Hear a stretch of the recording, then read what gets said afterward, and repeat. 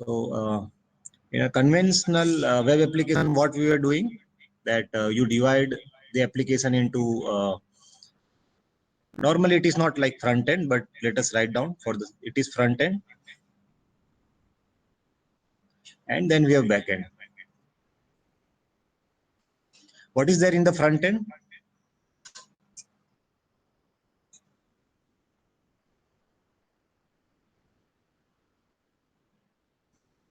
What act as a front end? Correct. HTML, CSS, JavaScript. Where does it run?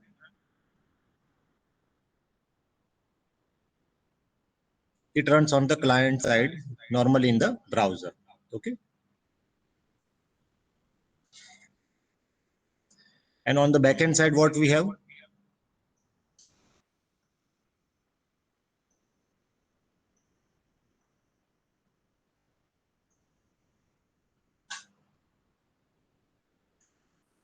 Correct. Server side script is which may be written in PHP, Node. Then we can have C#, JSP, Servlet, right? So basically, backend is written into that, and it is deployed onto the server. And again, it can be divided into the n-tier architecture, and we can follow the model view controller pattern, MVC pattern. So here on the server side, everything is there. All the code is running on the server, and it may be further divided into the database tier, and we have the separate business logic tier and the database data layer. So further, it can be divided into the data layer, and you have the business logic. And view is over here, browser. So this is coming from this. So this is a conventional web app development. And your model, what happens? This business logic is divided into two parts.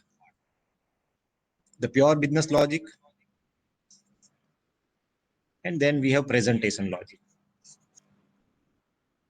So this business logic is now divided into two parts. Business logic, pure business logic, and presentation logic. Previously, both the business logic and presentation logic was running on the server side. But now we can see that it is divided into two parts. One is running on the server side, and another is running on the client side. So Angular, React, Vue, all this code is running on the server side. So that is the presentation logic, and business logic is running on the server side. And further, it can be divided into further tiers, or we can have the database connected directly within the server. So again, we can have the data layer here. So usually we call it as a model. Okay, we combine it to this and we call it as a model. And now on the front end side, we further divided it into presentation logic and view.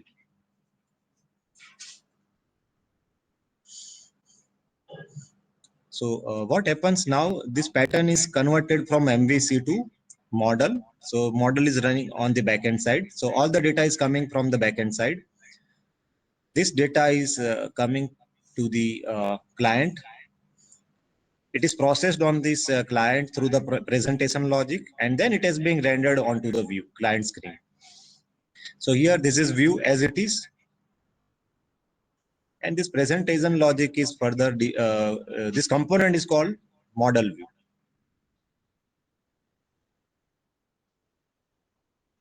So see, the pattern is now changed from MVC to MVVM.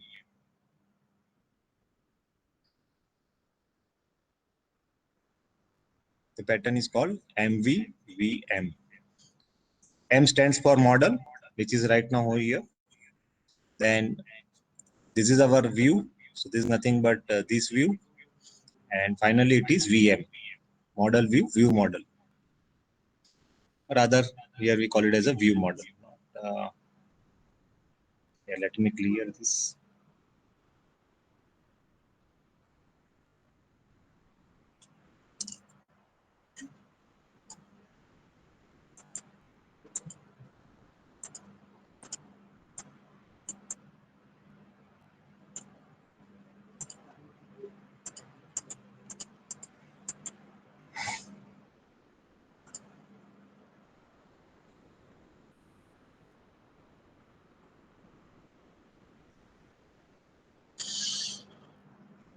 So this is our view model part. So that is our Angular part. So the data which is how to be rendered is running on the client side. Previously that code was running on the server side, but now that code is running on the client side. And we assume that our client is thick client. Thick client means it is having enough power or resources like in terms of memory, computational power, so that it can be run that code without any issue. So nowadays, like laptop, desktop, tablet are having high amount of memory as well as the computing power in terms of processor, and then they can process the data on the client side. So some of the burden is now on the client side. Previously, there was no burden because simply the client, that is the browser, is getting the data, that is HTML, it was rendering on the client side. But now it is also performing a lot of code or running a lot of code on the client side. So that is, this pattern is called model view model.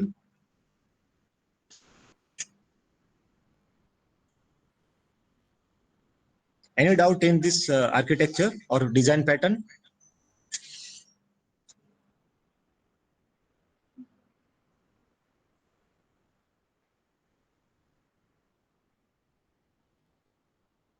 And further, this can be make independent, interoperable by writing this model using the API. Okay. Usually nowadays, this model is written in form of API, HTML API. We can rather call it as an HTML API.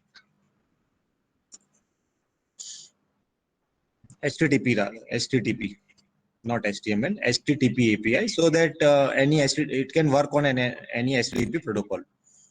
So any client which can understand the HTTP protocol can invoke this API. So whether it is written in C#, .NET, that is Java, Python, PHP, any language it can be written in, but it can be accessible through any front-end framework or language. Okay, so that's why it becomes interoperable. The benefit is interoperable. So you can the benefit of like weather API. There are many APIs are available. You can consume them in your front end. So those APIs can be written in any language. Okay, regardless of the language, you can access it in your front end because basically it is working on the HTTP protocol. So that is the benefit that we get of API. So whenever we are calling API here, we are referring to the HTTP API. Sometimes another term for refer to this also called REST API. Okay, so these are the technical terms. You remember this REST API.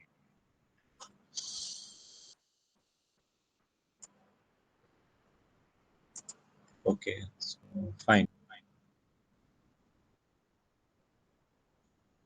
Now let's move on to the other topic called pipe. This is the feature available in the Angular. So this is already used in terminals in Unix, Linux, or Windows also. So what is the purpose of pipe? Basically, it will get the data and it will transform the data. That is, it will process the data and produce the output. So that is the main purpose of the pipe. So remember, it is consisting of the data in terms of input. It will transform it and it will convert it to the desired output. So that is all pipe. So in Angular, there is a built-in pipe feature available, and even you can extend it by customizing or creating your own pipe. So let us see the example to understand the pipe feature available in the Angular. Suppose I have this birthday display in my template, and I assume that there is a property called birthday in my component class, and I initialize that birthday in my component class while declaring that property birthday, new date, and I specify the birthday. So this birthday will be displayed while we run this code. So I'm not running the code because this code is simple. You can try it on your machine. And this is the output. I have inserted that screenshot, the part of the screenshot in this slide. So this birthday is a long format which has been displayed onto the browser screen. Okay. But now suppose I want to display the short version of the birthday or any other date. Then what to do? So then yeah, I need to modify the code, but there is a shortened way of doing this. I need not basically change the date object, but I need to see how it has been rendered on my screen. So see that you can use the pipe character, and then you can use the built-in pipe called date. So this is the birthday and pipe character and then date. So no change in the class code, only view is changed.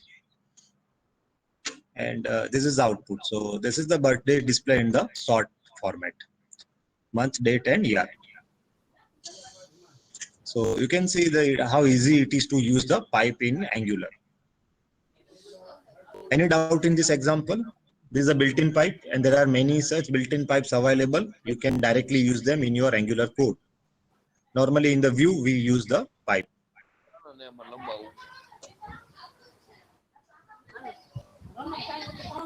In Unix or Linux operating system also, we have the pipe. And it is available as part of the operating system, but now it is available as part of the Angular framework.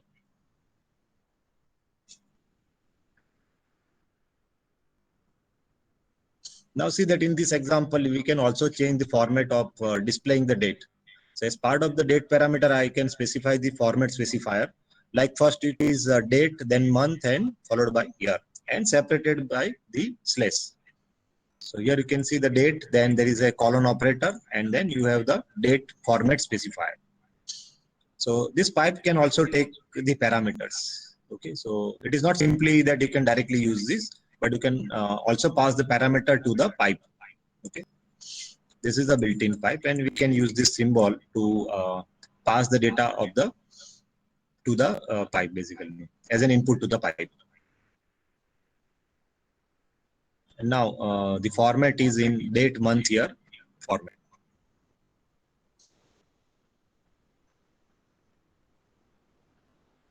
Okay, even you can change the pipes. That means output of one pipe is redirected as an input of another pipe. So this is possible.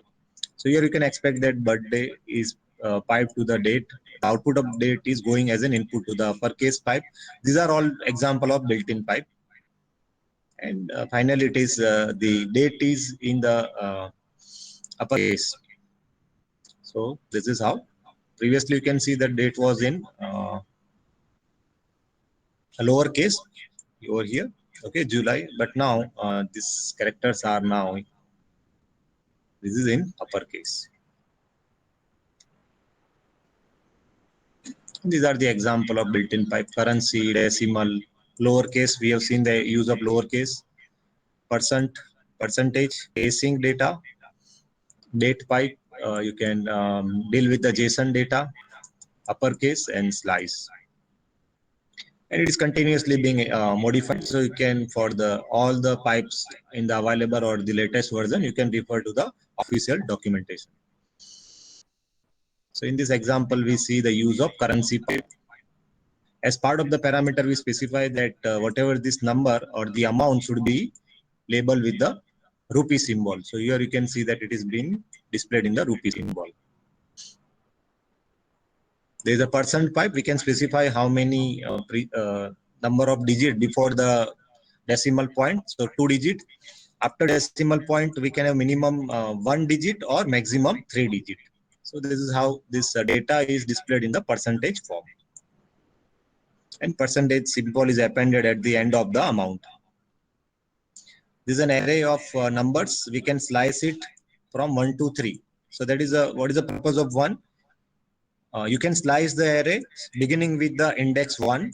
So the index 1 is over here. And the last element is excluding the index 3. Okay. You can, the last element is the excluding the index 3. So up to index 2. So this is the 0th index. Then we have first index. And then finally we have 2 index, second index. Here we have third index, but we have to exclude this part. So up to this, it would be slides. So starting with this much we have to display. So these are the built-in pipes, and similarly we can create custom pipe also. So let us see how to create our own pipe in Angular. So either you can directly write down the code, but you can also use the Angular CLI utility to generate the template code for the pipe. So the command is ng generate, P stands for pipe, and the name of the pipe. And it will generate the default code for the pipe. So this is a code, and it will also make the entry of that pipe into the app module. So now our root module is consisting of one more entity called pipe. So previously, if you have added the app component, it is available at the declaration section. If you have added a new component, test component, it is also there. And now we have added our custom pipe, so now it is available also within the declaration section. You can see that now it is been. So this is done automatically. If you are writing code yourself, you have to remember that you should make it part of the app module, otherwise your code will not work. This is our app module.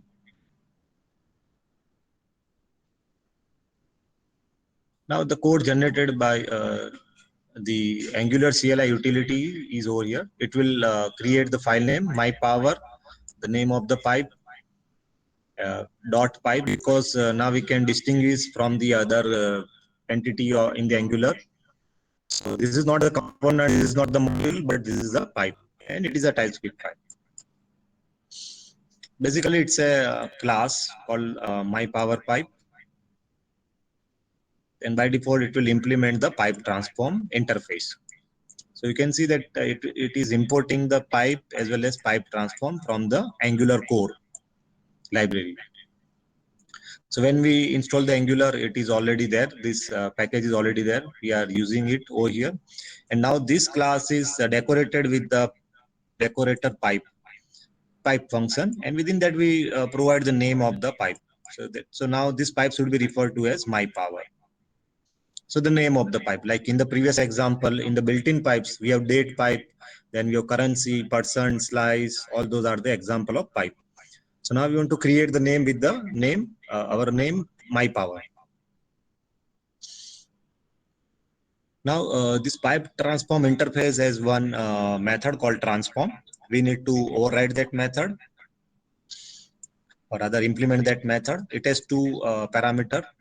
Suppose the first one is the number. If you look at the declaration part of this interface, there it would be the data type would be any, but we want the parameter to be the number type. That's why a number can be raised to a power. Then what we require the number and the power or the exponent part.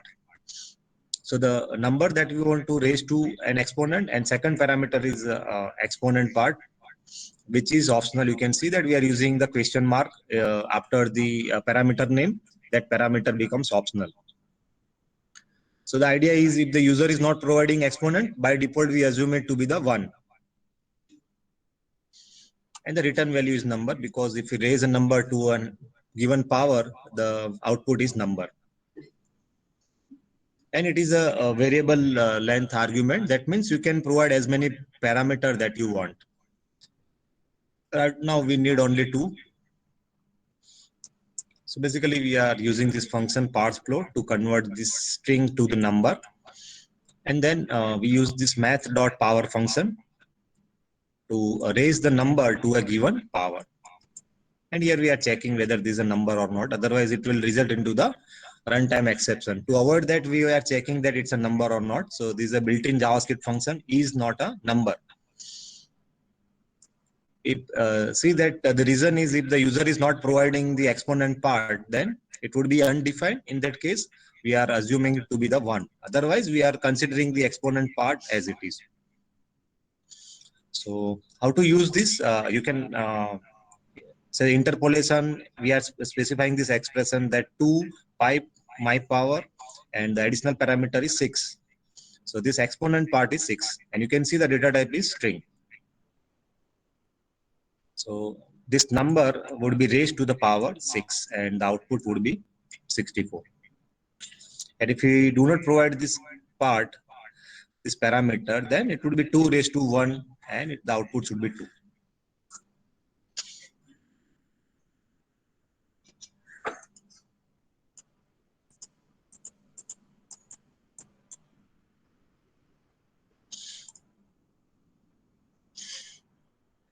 So I think this is very simple to create the pipe, and you require to add the entry into the module so that we can refer to this. This pipe becomes part of our app module, and it can be used in any of the component available in our module. Any doubts so far? I hope that I'm not going too fast.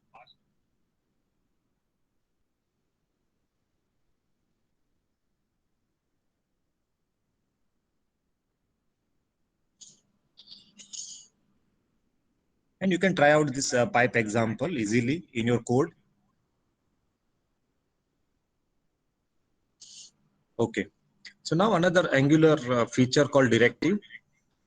So what is directive? Directive is nothing but internally it is a class which is declared using the symbol. So some few of them already we have seen like ng4, and it has been prefixed with the asterisk character. Then we have seen the use ng model. So in Angular there are three types of directives. One is component directive, then we have structural, and finally we have attribute directive.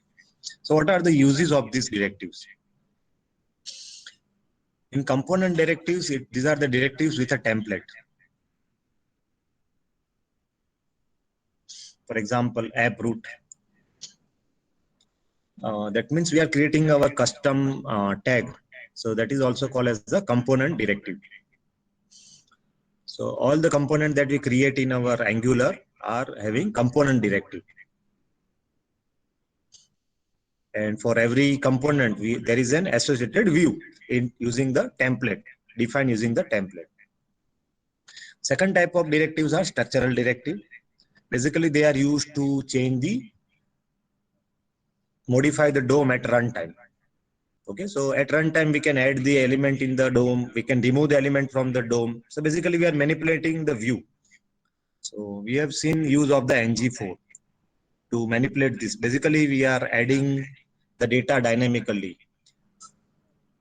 In the example that we have discussed was displaying the student data dynamically. So creating HTML table, and as part of the table row, we are adding the student details, maybe roll number, name, or other data.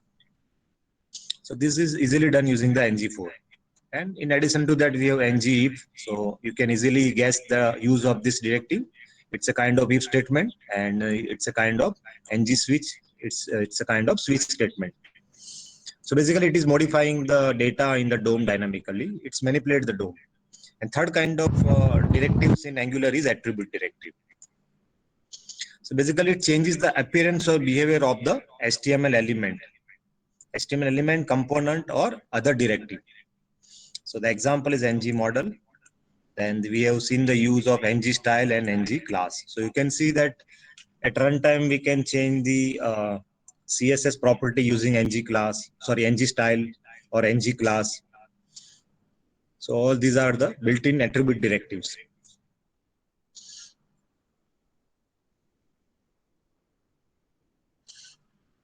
So let us cover the remaining structural directives. We have seen the use of ng4. We will see the use of ngIf and ngSwitch.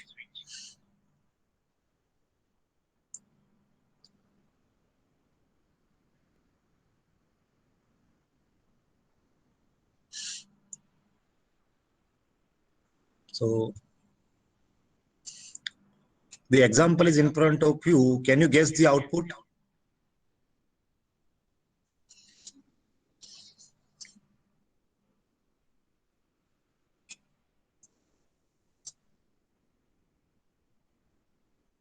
Yes, once again, good morning.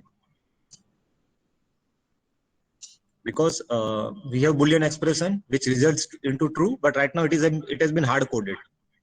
The expression is true, then this h2 tag would be visible. Okay, this h2 element would be visible. If this expression results into false, this is not visible. Okay, so basically we are manipulating the DOM tree. Okay, using ngIf. So now you don't need to write the code. Otherwise, if in the JavaScript you have to change the property like visibility property or display property, you need to set to none. Yes, we have seen using the CSS also. But in JavaScript, you can change the CSS property and you have to do this. But now in the Angular, it is easy. Just write down an expression so that the element is visible or not, depending upon this resulting expression. Right now it is hard coded, but you can write any general expression involving the Boolean variables. Okay. Now what will be the output? Right now we have written ng if equal to is morning.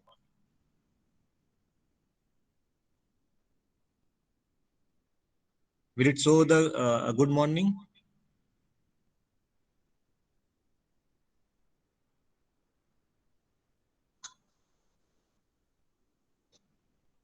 Correct. It depends on the this property is morning. If it is true, the good morning will be visible. If it is false, it would be invisible. So this is how you can dynamically render the view. And here is properties, class property, component, class property. These are few more example. Ng if with else part. So if this is true, then display this. Otherwise, you can have else component, which refers to the else block. So this is the else block is nothing but template. So there is a one more directive, built-in directive, ng template. So it refers to this template directive. This is the name of the template, else block. And this block is visible. This block will be visible if is morning is false. If his morning is true, this good morning would be displayed. This element would be displayed. But if is morning is false, this template, that is this h2 with the good day, would be displayed. So again, this is simply syntax part. You can remember this syntax part. Ng if followed by the condition, else keyword, and it refers to the else template. And for template, you can write it using the keyword ng dash template.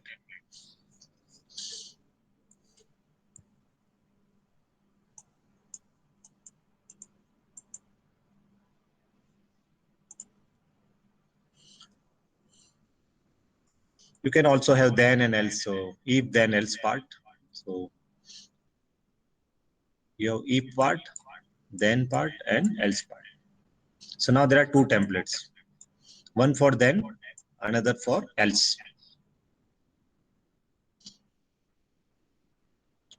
So it is up to you whether you want to use if else or if then else or only if.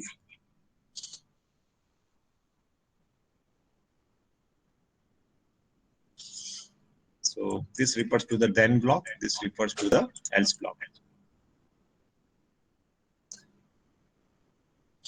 ng switch, use of ng switch, like a switch case kind of thing. Suppose we have div applied to this ng switch based on this color value. If this color property is red, we have the case red or green or blue or default case. So see that along with the ng switch, we must use this ng switch case. So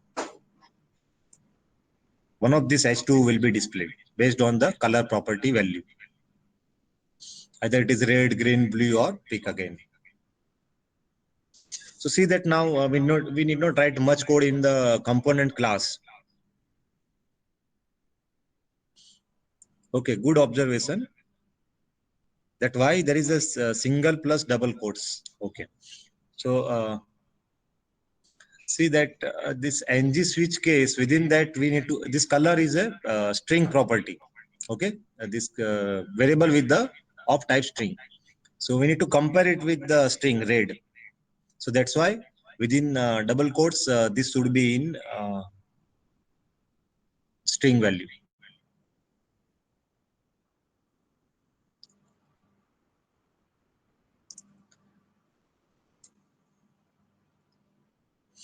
So here this color property, color string may be red, green, blue, or default case, whatever you want to display, write it over here.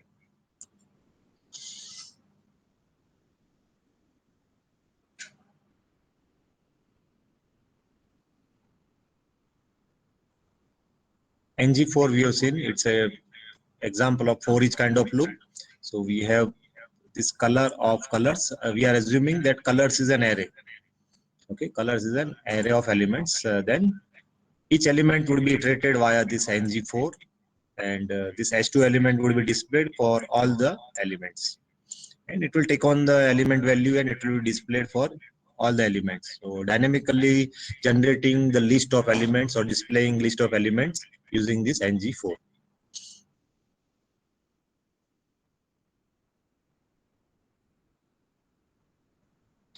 So there is an additional parameter to this. Suppose I want to also get the index value of the array element. Then you can use this syntax called index as I. So now this I refers to the index. So this I would be displayed along with the element color. So here colors is assumed to be the array of maybe array of string. Then this color value will be displayed and its index is also can be. So internally, this is required for knowing the index value. For example, suppose we are displaying the table and every alternate row should have a different background color. Like in Bootstrap, there are many classes, table classes, and then there are many special classes like stripe table in which all the alternate rows are displayed in a different background color. So you can easily achieve via writing this kind of code. Okay, this is simple use, but mainly for those kind of processing, you can get the handle of the index, and you can, based on the index, whether it is odd or even, you can do the different kind of background color, apply the different kind of background color to the H2 element.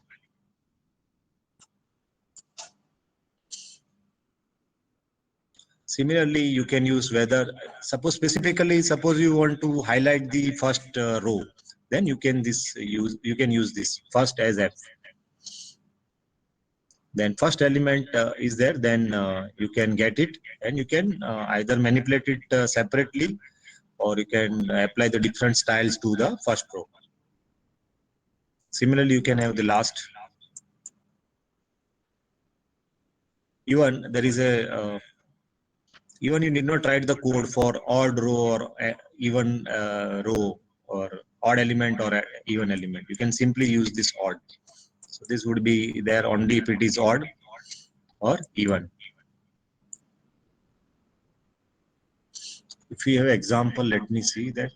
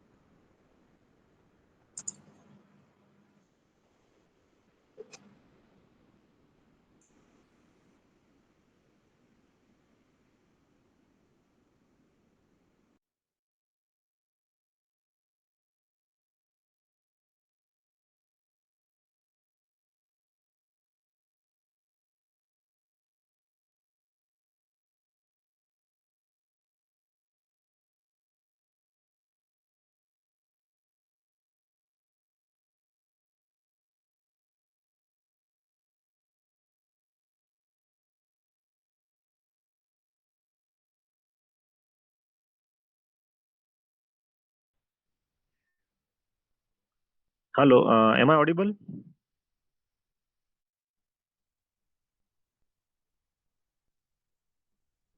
Okay, my computer just hanged, so that I will show this example in the next lecture, and you can try out this example on your machine.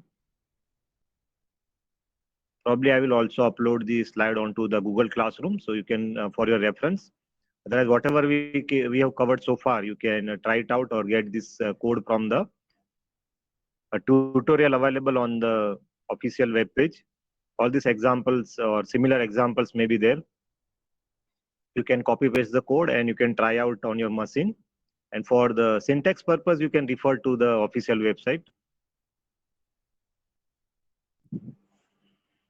Okay, fine. Thank you. I will conclude at this point.